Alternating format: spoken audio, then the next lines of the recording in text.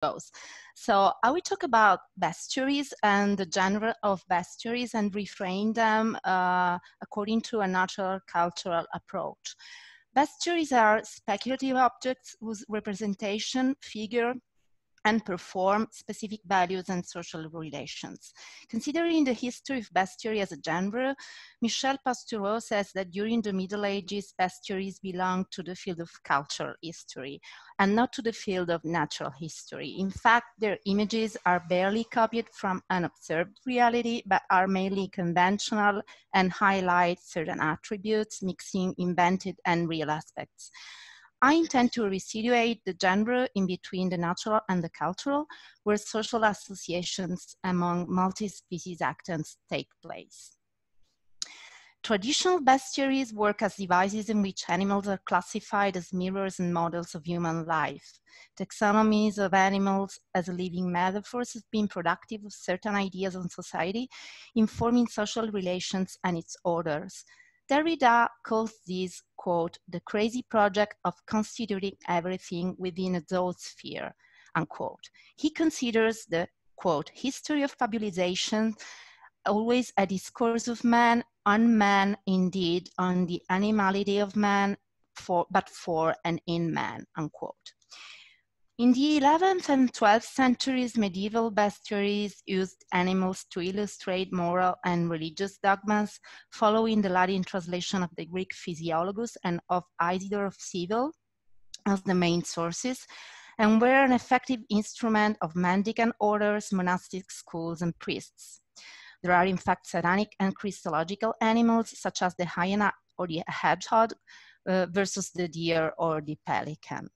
Many 13th century encyclopedias included a section devoted to animals that relied on the bestiaries model, but often without its religious symbolism.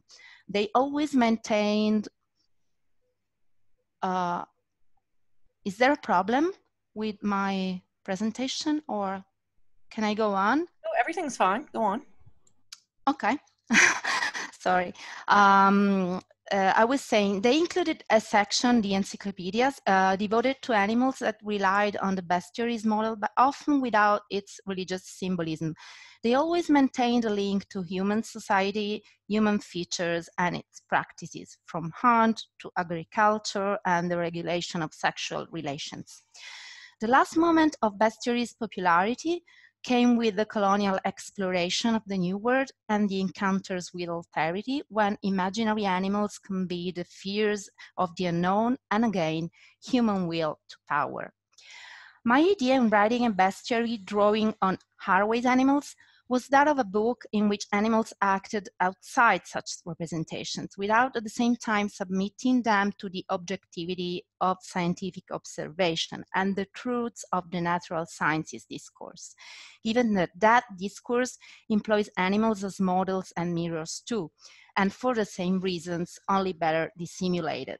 Paraphrasing Haraway, I interfere with such representations, but for giving rise to new practices, not only alternative representations. In fact, as Bruno Latour writes about the narratives of primatology, quote, having animals on the one hand and statements about them on the other with nothing in between, unquote, is an illusion.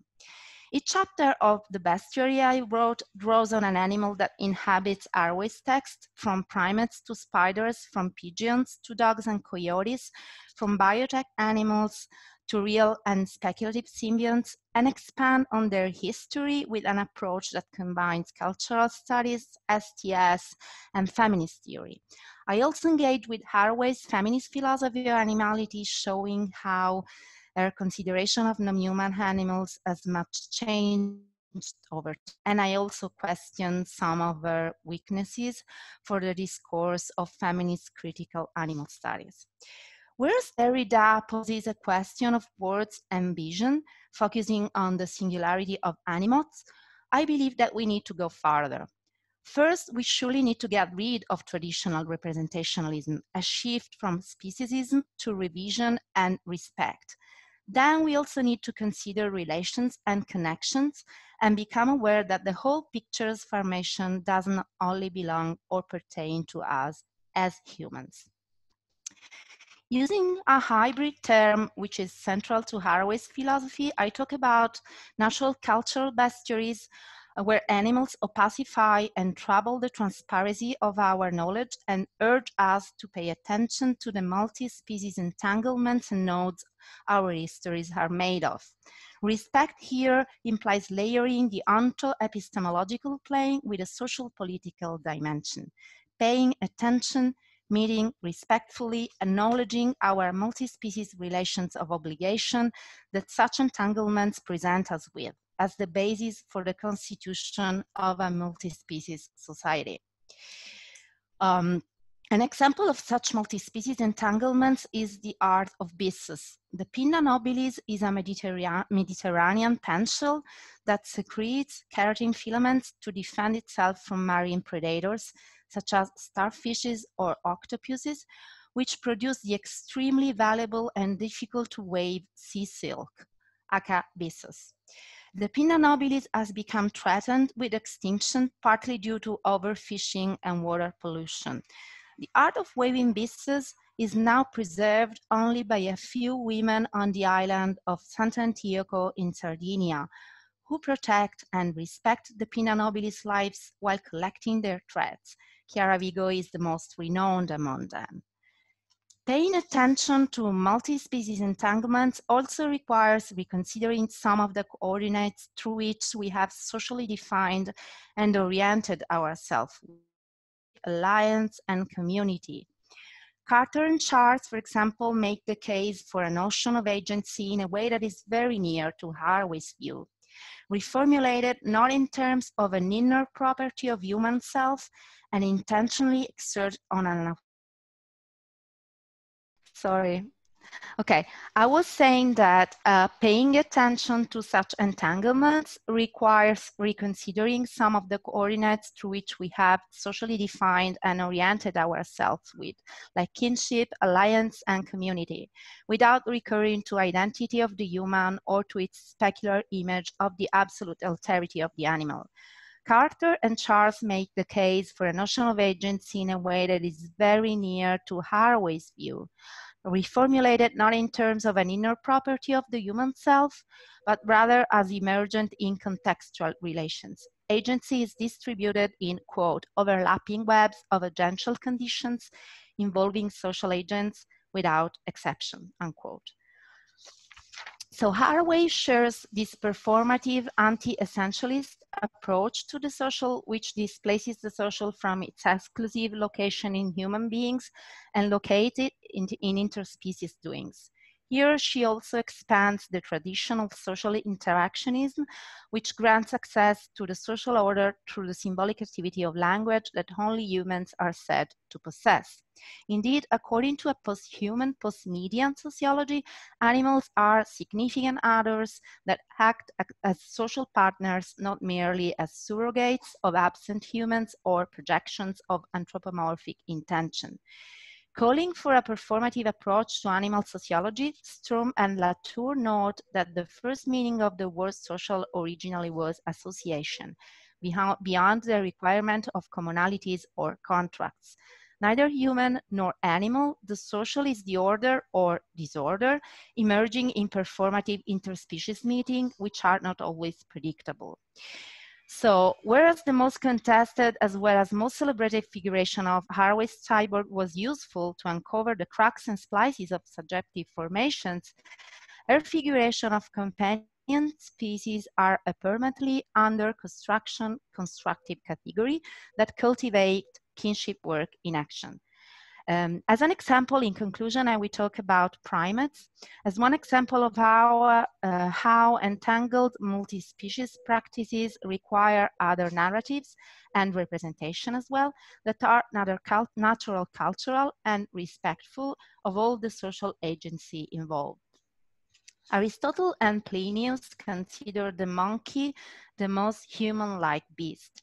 However, in medieval bestiaries, this relationship was considered a menace for Christian values because only man and not non-human animals could be made in the image and likeness of God.